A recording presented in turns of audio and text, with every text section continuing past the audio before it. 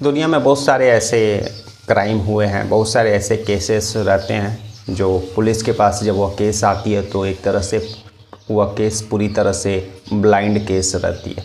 लेकिन पुलिस अपनी मेहनत, अपनी तफ्तीश और उन सारी चीज़ों के बदौलत उस में से कुछ केसेस को वह सॉल्व कर लेती है, यानी कातिल तक पहुंच जाती है। आज की कहानी भी एक ऐसा ही जुर्म की कहानी है जिसमें पुलिस के पास ना ही कोई सबूत, ना ही कोई चश्मदीद और कुछ भी नहीं मिलता है, लेकिन पुलिस अपनी मेहनत, अपनी तफ्तीश में लगे रहती है और फिर कातिल तक पहुंचती है। और उसके बाद जब कातिल तक पुलिस पहुंचती है तो जो कातिल रहता है उसका पुलिस को जब मिलता है तो वह सारा स्टोरी जानने के बाद पुलिस भी हैरान हो जाती है।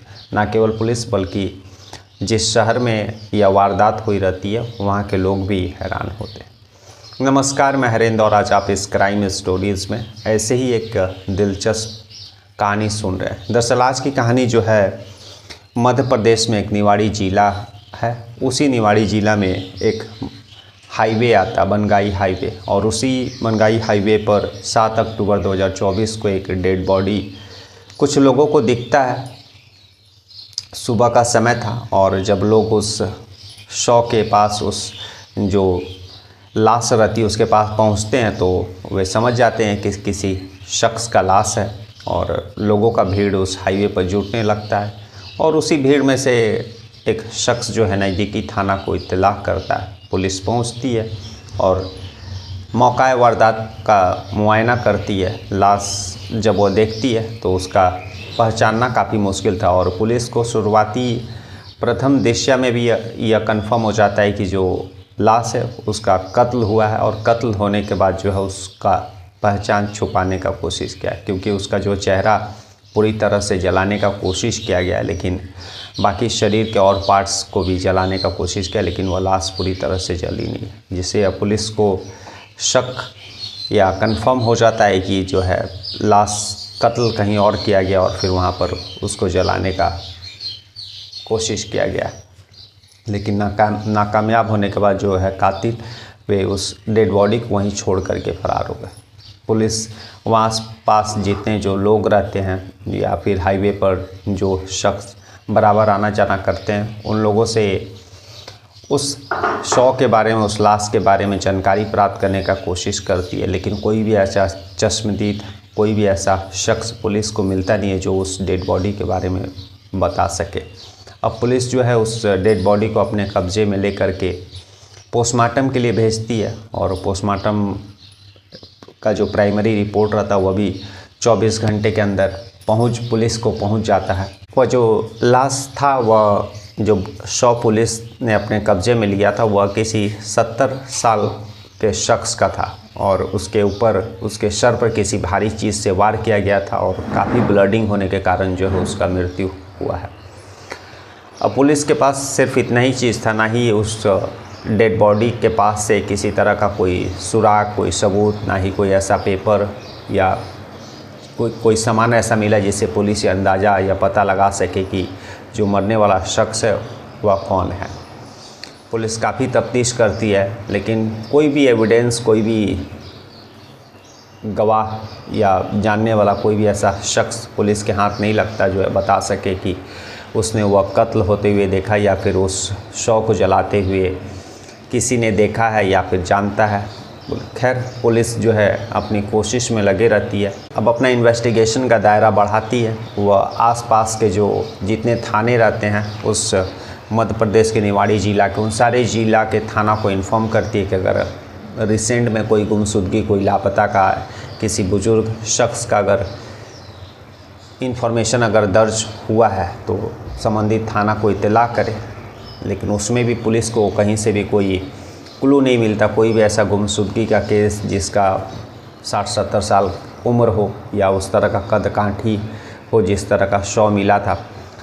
अब फिर से पुलिस पूरी तरह से ब्लाइंड, पुलिस के लिए एकदम ब्लाइंड केस था। ना ही कोई सबूत, ना ही कोई गवाह, ना ही कोई एविडेंस, ना ही कोई ऐसा सामान पुलिस को मिलता है जिससे वह मकतूल का पता लगा सके। इसलिए क्योंकि कातिल तक पहुंचने के लिए सबसे पहले पुलिस को मकतूल तक मकतूल का जानकारी प्राप्त करना होगा कि आखिर वह है कौन, और वह उसके बाद फिर उसके जो है जीवन को खंगालना होगा, तभी जा कर के पुलिस जो है कातिल तक पहुंच सकती है। तभी पुलिस अंत में जो इन्वेस्टिगेशन ऑफिसर रहते हैं वह दरअसल क्राइम की दुनिया में एक कहावत काफ़ी प्रसिद्ध है, या फिर यह बात एक काफ़ी प्रसिद्ध है कि अगर जब कभी भी किसी भी तरह का क्राइम होता है और उसमें जब पुलिस को कोई भी एविडेंस, कोई भी सबूत, कोई भी गवाह नहीं मिलता है, तो पुलिस को या फिर इन्वेस्टिगेशन ऑफिसर को जहां पर क्राइम हुआ है, जिस जगह पर क्राइम को अंजाम दिया गया, उस जगह का मुआयना ज़रूर करना चाहिए दोबारा, तिबारा, या फिर जब कहने का तात्पर्य कि उस जगह पर आपको कोई ना कोई ऐसा एविडेंस, कोई ना कोई सबूत ज़रूर ऐसा मिलेगा जो उस केस को आगे ले जाने के लिए इम्पॉर्टेंट होगा। इसी के कारण जब पुलिस को कोई भी सबूत, कोई भी एविडेंस, कोई भी गवाह नहीं मिलता है, तो जो इन्वेस्टिगेशन ऑफिसर रहते हैं उस मौका वारदात का फिर से एक बार मुआयना करने का डिसाइड करते हैं। पूरी टीम वहाँ पहुँचती है जहाँ पर लाश मिला था। ऑलरेडी उसको जो है पुलिस उस जगह को मार्क करके रखी थी, और वहाँ पर जब पुलिस वाले सारे पहुँचते हैं तो वहाँ इस बार जो है तफ्तीश का दायरा बढ़ाया जाता। आसपास जो झाड़ियाँ थी उन सारी झाड़ियों में कुछ ऐसा सबूत पुलिस वाले खोजने की कोशिश करते हैं। तभी जब जहाँ पर डेड बॉडी पुलिस ने फर्स्ट टाइम बरामद किया था, उससे कुछ दूरी पर झाड़ी में पुलिस को एक जला हुआ मोबाइल बरामद होता है। दूसरे पुलिस वाले को जो है एक जला हुआ आधार कार्ड बरामद होता है। अब पुलिस उन सारे एविडेंस को थाना लेकर के आती है और उस मोबाइल जो आधा जला हुआ था उसको चालू करने का कोशिश करते हैं, लेकिन वो मोबाइल ओपन नहीं होता है। पुलिस उस मोबाइल को जो अपने टेक्निकल टीम को दे देती है, और जो आधार कार्ड था वो आधा से ज़्यादा जला होता है, इसलिए उसका नंबर या फिर वहाँ उस पर कोई एड्रेस ऐसा कुछ दिख नहीं रहा था। खैर, जब वो आधा जला हुआ मोबाइल पुलिस जो अपने टेक्निकल टीम को देती है, टेक्निकल टीम उस मोबाइल का IMEI नंबर से वो मोबाइल किसके नाम पर रजिस्टर्ड था, उसमें कौन सा सिम लगा हुआ था, सारा डिटेल्स पता कर ले रहती है। तब पता चलता है कि वह जो है उत्तर प्रदेश के झांसी के एक घनश्याम कुशवाहा शख्स हैं, उन्हीं का वह मोबाइल था। अब पुलिस के पास एड्रेस भी था, नाम भी था, और अभी तक पूरी तरह से ब्लाइंड केस था। तो जब यह नाम और एड्रेस जब पुलिस को मिलता है, तब पुलिस को भी थोड़ा सा उम्मीद नज़र आता है इस केस को सॉल्व होने का। पुलिस उस उत्तर प्रदेश के झांसी पहुंचती है, घनश्याम कुशवाहा का घर, और जब फैमिली से मिलती है तो पता चलता है कि वह जो है 3-4 दिनों से लापता है। 3-4 दिनों से उनका कोई पता नहीं। दरअसल घनश्याम कुशवाहा के बारे में जब उसके फैमिली से पता करती है पुलिस, तो पता चलता है कि वह रेलवे में थे और रेलवे से रिटायर हो गए थे, और बाकायदा उनको पेंशन मिल रहा था और अच्छा खासा उनका जीवन चल रहा था। वाइफ का जो मृत्यु काफ़ी साल पहले हो गया था, और बेटा बेटी जो थे वे लोग बाहर दूसरे जगह रहते थे। तो एक तरह से वह अकेले ही थे और रिटायरमेंट का लाइफ बिता रहे थे। पैसा और किसी चीज़ का कोई दिक्कत था नहीं, समाज में एक प्रतिष्ठित व्यक्ति थे।